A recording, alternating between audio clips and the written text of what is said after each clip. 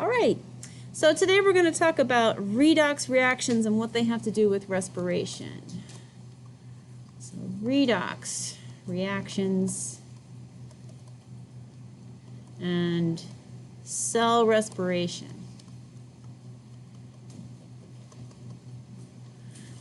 So you probably remember redox reactions from chemistry, and it's really short for oxidation and reduction reactions, which have a tendency to occur together. And what they are is oxidation means a molecule loses electrons, and reduction is when a molecule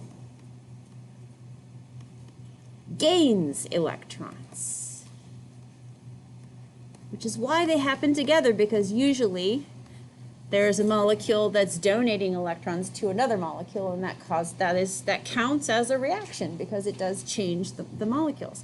And you might remember different acronyms to remember that. So Leo-Ger is the one that I think a lot of you learned, right? Leo-Ger, lose electrons oxidation, gain electrons reduction, or some of you might have learned oil rig, right? I think that's how it is. Yes. Oxidation, electrons lost, reduction, electrons gained. I don't know. I don't understand that one as well. But in any case, that's what they mean, right? So oxidation reduction reactions are actually important in cellular respiration, and I'm going to show you exactly how. So it turns out that if you look at the overall reaction for respiration, right? The overall respiration reactions, that process, really truly, if you put it in a nutshell, you're taking food molecules, let's say glucose, and you're breaking it down and breaking it down and breaking it down and breaking it down until you have carbon dioxide and water, right, which are waste products. They're not useful for anything. The point is not to make carbon dioxide and water. The point is, what you're really doing is you're oxidizing the glucose. You're taking electrons from it almost every time you're breaking it into smaller and smaller pieces. And the energy from the glucose is really in the electrons. That's where the energy is. It's really a story of electron flow. And those electrons are being caught. And obviously, they're not just three. There's lots of steps in this process. I'm just simplifying it a little bit. They're being caught, I'm going to say caught, which isn't probably the right word, but they're caught by things called electron carriers. And there are two electron carriers in the respiration process. Right? There are two examples of electron carriers. There's NADH and FADH2. Those are the two electron carriers that you'll learn about when you get through Chapter 9. Okay. So those are the most specific one I'm going to talk about today is NADH, because that's the one I put into your 3C lesson. So let's look at NADH. And I'm not going to draw the structure here, but if you look in your textbook in Chapter 9, you should be able to find it. And the Ed Puzzle also talks about it. NADH is really, it's a nucleic acid. It's just a really small one. Just like ATP is a small nucleic acid, so is NADH. There's the structure of a nucleotide in there. There's a nucleotide base, there's adenine and a ribose and some phosphates, and then this other nicotinamide thing, which sort of looks like a nucleotide base. And it's designed, it's very, very good at temporarily holding on to high energy electrons. It's really good at that. Okay, good at holding on to high energy electrons, high energy electrons. Okay.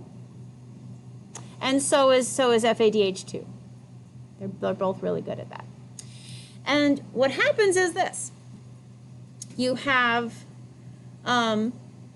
maybe a food molecule, right, that's breaking down into products, smaller products, right, whatever they are. And you get some electrons out of that, usually 2 at a time.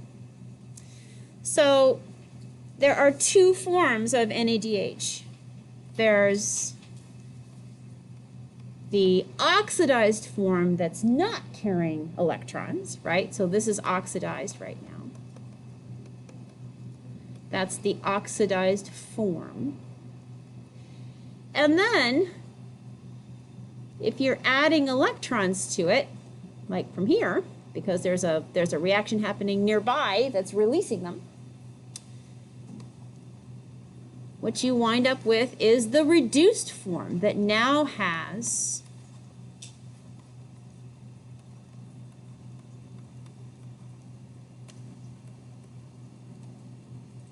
picked up those 2 electrons and incorporated it into its structure, okay? The Ed puzzle will explain that and visualize it in terms of the molecules really nicely if you look at that. And the Ed puzzle also talks a lot more about some of the chemistry terms that I'm not exactly really good at using, and I don't want to try. But at the simplest, right, all you really need to know is that this guy, NAD+, can pick up 2 electrons every time there's a breaking of food molecules, which is what respiration reactions is all about, right? And pick up 2 electrons, and it becomes this reduced form. And this reaction is right now it's a reduction reaction. This is a reduction reaction here, this process, because you're reducing the NAD into its reduced form. This up here is the oxidation reaction that needs to happen with it, to be coupled with it, and therefore the whole thing becomes a redox set of reactions that have to happen together. If something's getting reduced, like the NAD+ is getting reduced, something must have been oxidized to release the electrons in order to reduce it, right? So that's what's happening a lot during cell respiration reactions. And the FAD behaves the exact same way. Since it's there, I'll go ahead and do the FAD reaction, which looks very similar. You also have the oxidized form of FAD, which doesn't occur as much in the process as NAD. But it's there. It's there in the matrix of the mitochondria. There's a little bit of FAD too. And it will also take 2 electrons and go through a reduction reaction to become its reduced form, FADH2. So that's its reduced form, that's its oxidized form, the same process, just a slightly different shaped electron carrier, okay? So then the question is, well, what's the point, right? You've got these electron carriers here, and they're carrying these high energy electrons, now what? Okay, so the reduced forms, just to complete the story and show you what it all has to do with all of this, and you really aren't going to understand this really well until we get through chapter 9 together, and that's fine. But the reduced forms, I'm just going to kind of make a full cycle here. The reduced NADH and FADH will release their electrons, release those high energy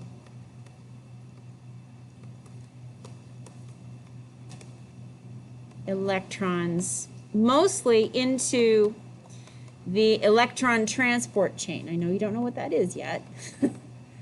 Electron transport chain, which uses that energy. I'm not going to make this too complicated here, but it uses that energy to drive the formation of ATP molecules in the mitochondria, just to give you a location. Okay, that's what's happening. Okay, so that's where those redox reactions that you learned about in chemistry, that's where they fit in the whole cellular respiration story. Right? Okay, and I'm going to stop there, and I hope that's helpful. Oop, hold on. Can't find my mouse.